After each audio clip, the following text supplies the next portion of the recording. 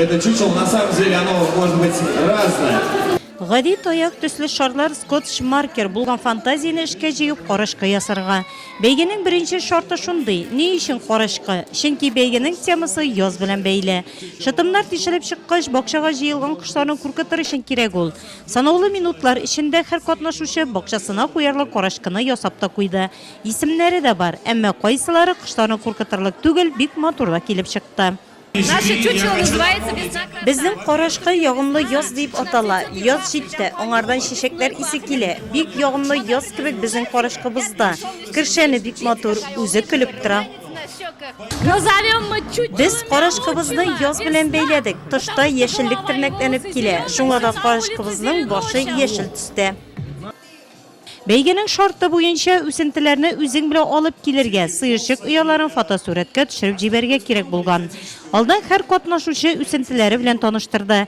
Ә Егоркина мәктәп укучыларының әти-әниләр белән берлектә ясаган сыерчык оялары һәм аларның табигатьне, кошларны саклаудагы эшләре һәркем күңелендә соклану уятты.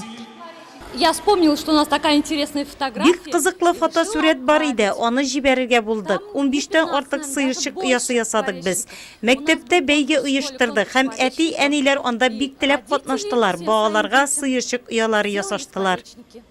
Бәйгедә иҗат белән физик эш бергә үрелеп барды. 30 секунд эчендә тактага кадап кагуда кайбер хатын-кызлар иратларны да уздырды.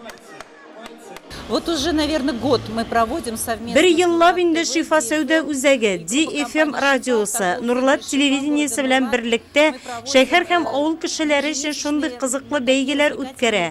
Бу соңгысы түгел, алда май бәйрәмнәре. Һәм без шашлык батл исемле бәйге үткәрергә планлаштырабыз.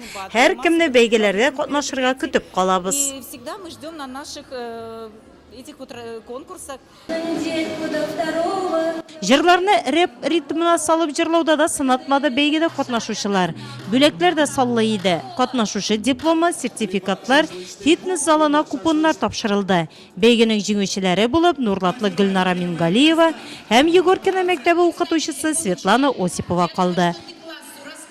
Бик кызык, бик күңелле булды кешеләрне, ничек әйтим менә, берләштерә торган бәйрәмнәр ай сайын үткәреп тора менә. Мин күңелем белән үзем рассады яраткач, минеке булырга тиеш дип уйлыйм. Мин яшелчәле яраткач, үзем шуның белән бакча эшен яратам. Бакчага чыккач та бергә җырлый, эшлибез. Бәйгене оештыручылар белдергәнчә, Нурлатларның ялын күңелле итеп үткәрү йөзеннән бәйгеләр алга таба да үткәреләчәк.